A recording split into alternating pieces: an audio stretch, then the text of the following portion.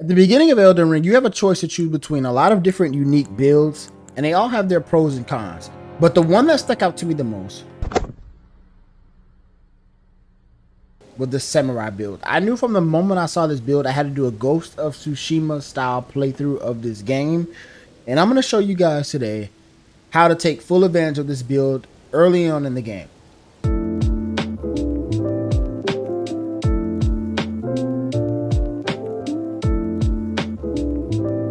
So if you're returning from my other Elden Ring content, welcome back to the channel. I will be dropping Elden Ring content like crazy, so make sure you lock in and we'll keep rolling with more content. First, let's go ahead and look at the stats of the samurai build. As you can see, it's pretty much well balanced. I didn't really look at too many other stats for any other builds, but from what I've seen so far, this is one of the most balanced builds to start off.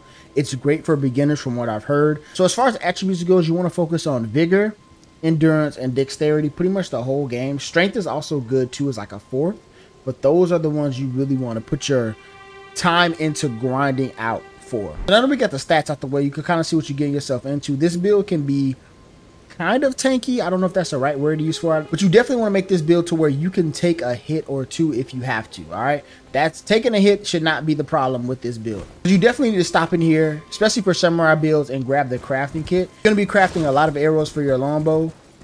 Trust me, so you definitely need that crafting kit. Go watch that video if you haven't already. As far as combat goes, I'm going to touch on two things about this build, two unique things about this build that no other build has. And if you use these properly in battle, you're going to become a god early on. Those two things being the special abilities of the katana. One of them is called Unsheathed, which I'm about to show you right now. You go into this stance, and then you basically, whoa, good dodge. You go into the stance, and then you sweep in for a quick swipe at your opponent, and you see how much damage that does. It does a crazy amount. Well, can y'all? So what you do is you slash in, you assume the stance, wait for your opponent to create an opening, and you slash in. I whiffed hard on that one, but you just kind of slash in your opponent, and you can knock them out. Most opponents have a lot of wind up in their attack, so you can pretty much time it and get an easy swipe in, bro, and do some massive damage with your katana. So try to practice around with that as much as possible. And I haven't found a ability better than that yet for any weapon. And again, this is my starter katana. I haven't used any other weapon. I don't really plan on it, just for that ability alone. And it also does blood loss buildup, which basically to me is kind of like a critical hit mechanic. Honestly, the more you slice at an enemy, the greater chance of you randomly ripping off a massive chunk out of their health. Let me see if I can get it on this guy.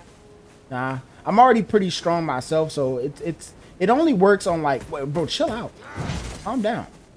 That passive effect is mostly going to come in clutch on bosses where they have longer, girthier health bars. These guys are kind of fodder, so it ain't too much I can really show y'all as far as this bleed damage effect. So again, this build is mainly for up close. And range combat. Right now, I don't have too many bow and arrows.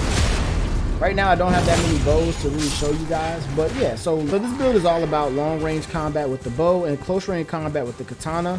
Like I said, the katana has one of the better abilities of the game, so I suggest using that until you absolutely find something much better. Another thing that gives you a hand up on enemies is the mount. Now the mount works universal, I'm assuming, for all other builds, but it's just something about using that mount with this samurai build that just makes it all that much better. Again, you're able to run around, circle up enemies endlessly, slash at them with your katana before they can even get a chance to get close to you, bro. Is amazingly OP. Like, look at this. I'm able to just run up and just slash at people. They don't have time to react. Anyway, so that's all for this build. That's how you make this build OP in the very beginning of the game. You get a hold of the mount, which I've showed you guys in my last video. Go check that out. And you take advantage of its abilities like Unsheathed and the passive blood buildup ability. You really need to take time and learn those abilities, learn how to use them to make them more effective for your samurai build. I only made this video because when I first started out, I had no idea about these two abilities. I was pretty much in the dark. From here on out, I'm going to be posting Elden Ring playthroughs probably until I pick up on a few more tips and tricks that I want to post about my build or just about my general gameplay.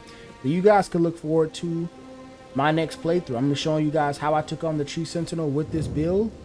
And from there, we might do streams or something. I don't know. But this is the Ghost of Tsushima playthrough of Elden Ring.